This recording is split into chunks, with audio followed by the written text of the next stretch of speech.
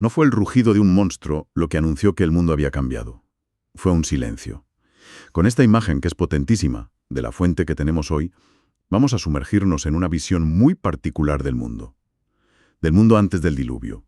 Un mundo que, según este relato, empezó siendo perfecto y acabó, borrado del mapa. Totalmente. Y lo que me parece fascinante de la fuente es que no pretende ser una lección de historia, ¿sabes? Ni de arqueología. Es más, casi una autopsia narrativa. Sí, es una buena forma de verlo. Intenta responder a esa pregunta clave. ¿Cómo se llega a ese punto? ¿Cómo una humanidad creada para la armonía acaba tan corrompida que la única solución es un reinicio total? Lo que queremos es identificar esos puntos de inflexión, esas decisiones. Exacto. Y para eso creo que es fundamental dejar clara una cosa sobre la fuente.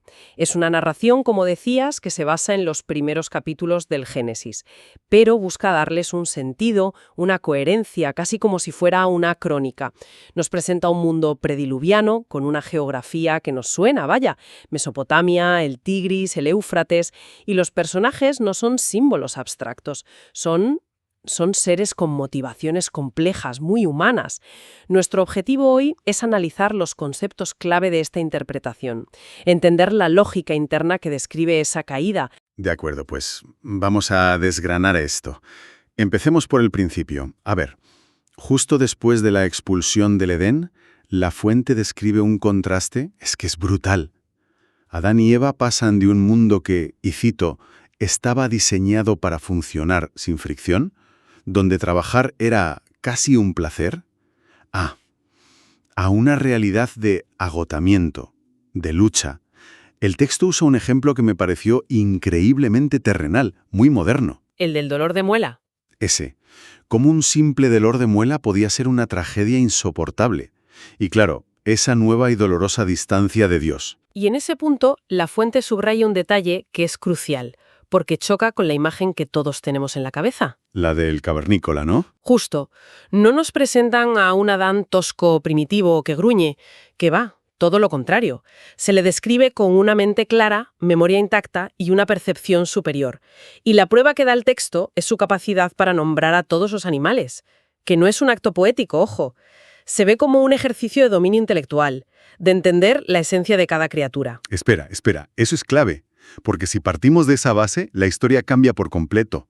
No estamos hablando de una humanidad que evoluciona desde la ignorancia. Para nada. Sino de una que ha caído desde un estado de plenitud. O sea, la caída no es el punto de partida, es una pérdida terrible. Precisamente. Es una degradación, no un ascenso. Han perdido la armonía con su entorno, la conexión directa con su creador y, como veremos, la armonía entre ellos mismos. Todo lo que antes era natural ahora requiere un esfuerzo inmenso, doloroso. Y en este nuevo mundo roto es donde nace la primera familia. Y aquí la fuente se detiene en un detalle muy humano, muy conmovedor. Describe a Eva dando a luz por primera vez con un dolor que nunca antes había existido, sin tener un solo referente, ¿sabes? Sin nadie que le dijera, esto es normal, esto pasará. ¡Qué angustia!, ¿no? Totalmente. Y en medio de esa agonía, ve a su hijo, a Caín, y siente una chispa de esperanza. Cree que quizá sea la solución, el redentor prometido. Y el relato lo dice con una crudeza terrible.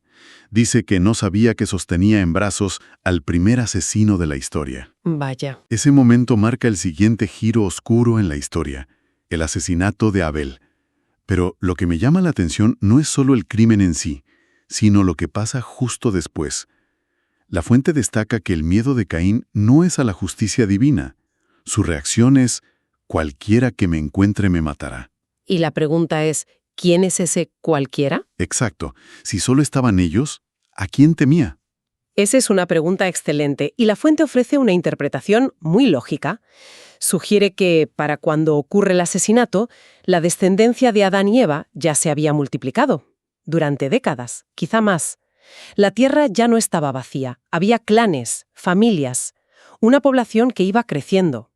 El miedo de Caín es un miedo social, el miedo a la venganza de otros hombres. Y su reacción a ese miedo es lo que define todo lo que viene después.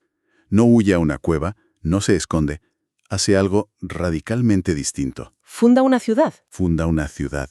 ¿Qué nos dice eso? Pues, a ver, Lo fascinante aquí es el simbolismo que se construye. Esa primera ciudad, el primer núcleo de civilización organizada, nace de un hombre marcado por un fratricidio, por el exilio. Pero es que hay más. No la nombra en honor a Dios, como un acto de redención o algo así. La nombra por su hijo, Enoc. O sea, desde su misma fundación, el centro de esta nueva civilización es el hombre, su linaje, su posteridad. Es un proyecto humanista en el sentido más radical. Una sociedad construida al margen de Dios, como un refugio. Un refugio contra él y contra otros hombres. Es un acto de autoafirmación brutal. Y a partir de ahí, la fuente traza dos caminos, dos proyectos de civilización casi opuestos. Por un lado, la descendencia de Caín, que es increíblemente productiva. El texto habla de ganadería organizada, de la invención de instrumentos musicales como el arpa y la flauta, y algo que cambiaría el mundo, la metalurgia, el bronce y el hierro.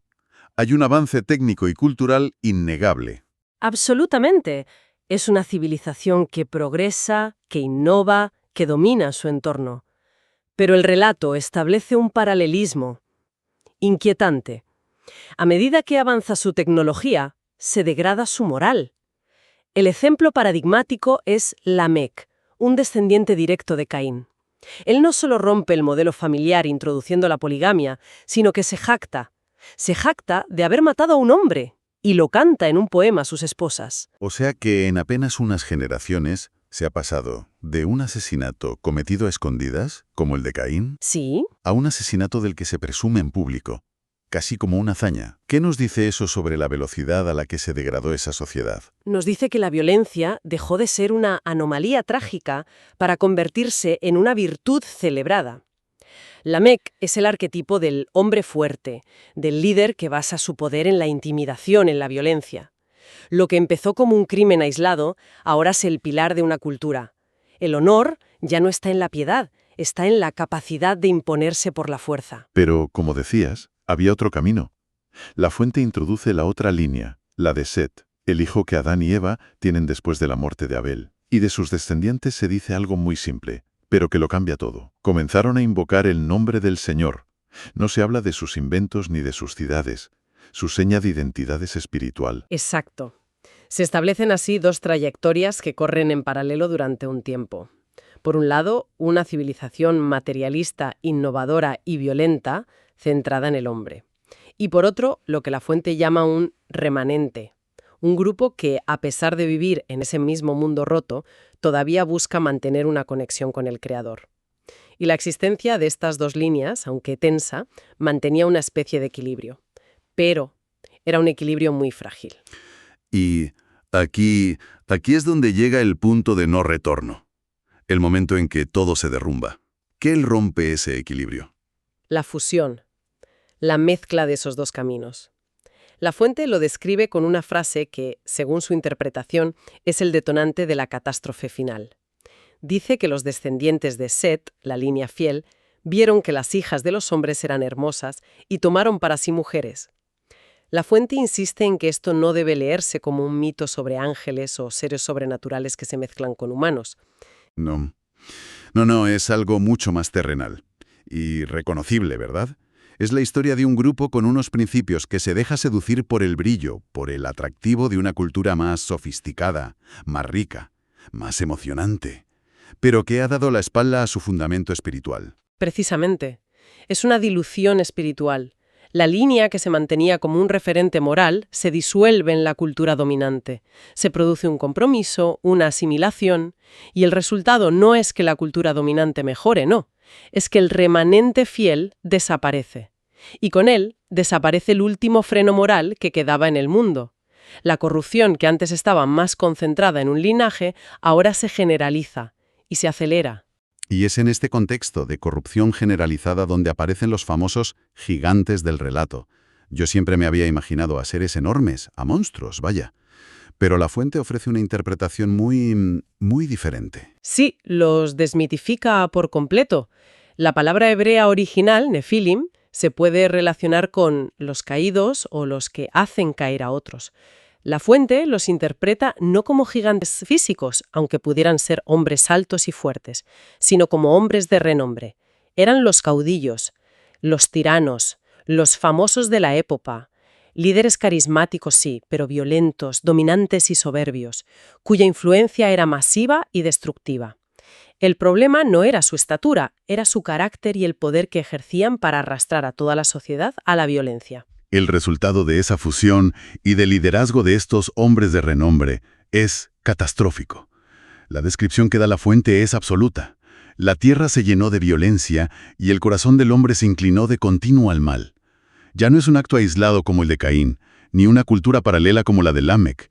Es la norma, es el estado natural de la humanidad. Se ha llegado a un punto de corrupción sistémica. Ya no hay excepciones, no hay un camino alternativo visible.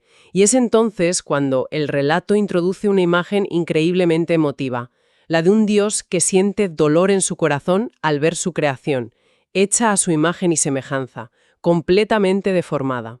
La decisión de juzgar al mundo no se presenta como un acto de ira arbitraria, sino como la consecuencia dolorosa de una creación que se ha autodestruido.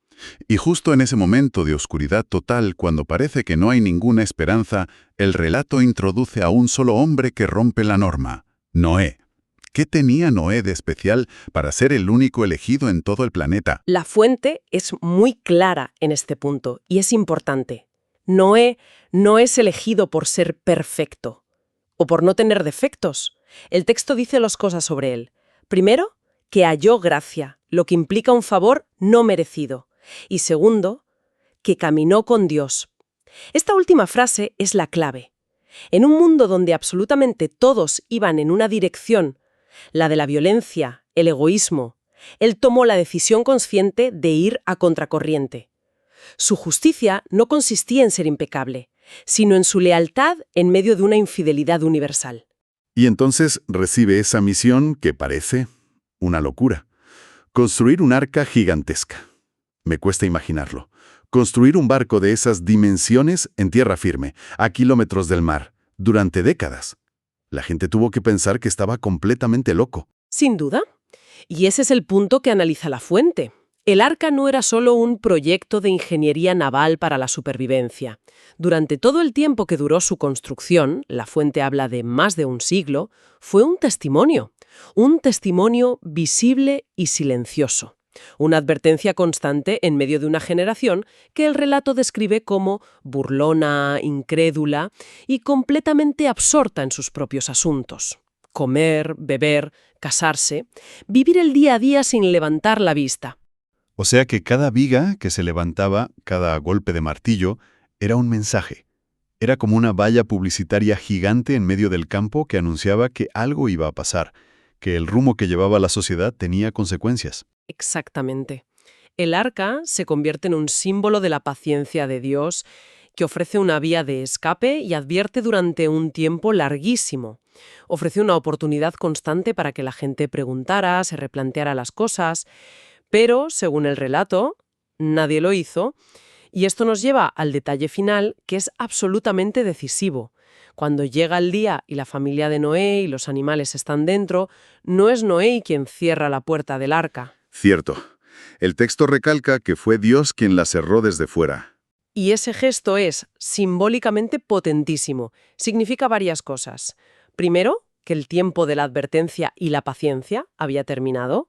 El juicio era inminente. Y segundo, que la salvación de quienes estaban dentro no dependía de su propia habilidad para sellar la puerta. Su seguridad estaba en manos de quien los había llamado.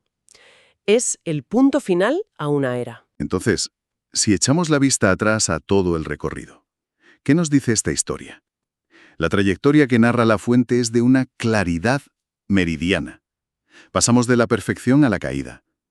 De ahí a la creación de dos caminos, el de Caín y el de Set. Luego, el punto de inflexión, la fusión de esos dos caminos, que no mejora nada, sino que lo corrompe todo. Y finalmente, esa corrupción total lleva a un juicio inevitable, pero que viene precedido por una larga y muy visible advertencia. Y la fuente cierra todo el análisis conectándolo con una cita del propio Jesús que le da una dimensión completamente nueva y, diría, inquietante. Él dice: así como fue en los días de Noé, así será también en los últimos tiempos.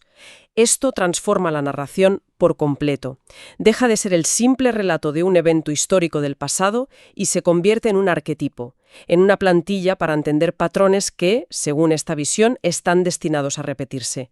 Ya no es una historia sobre ellos, sino una advertencia atemporal sobre la condición humana.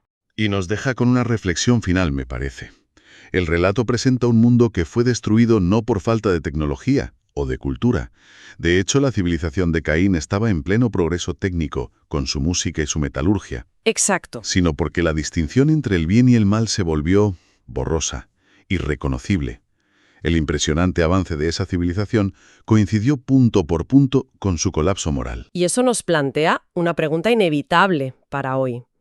Nos gusta pensar que nuestro progreso, nuestra tecnología, nuestra capacidad de organización social nos hacen más seguros, más estables, pero este relato sugiere que esos avances son moralmente neutros.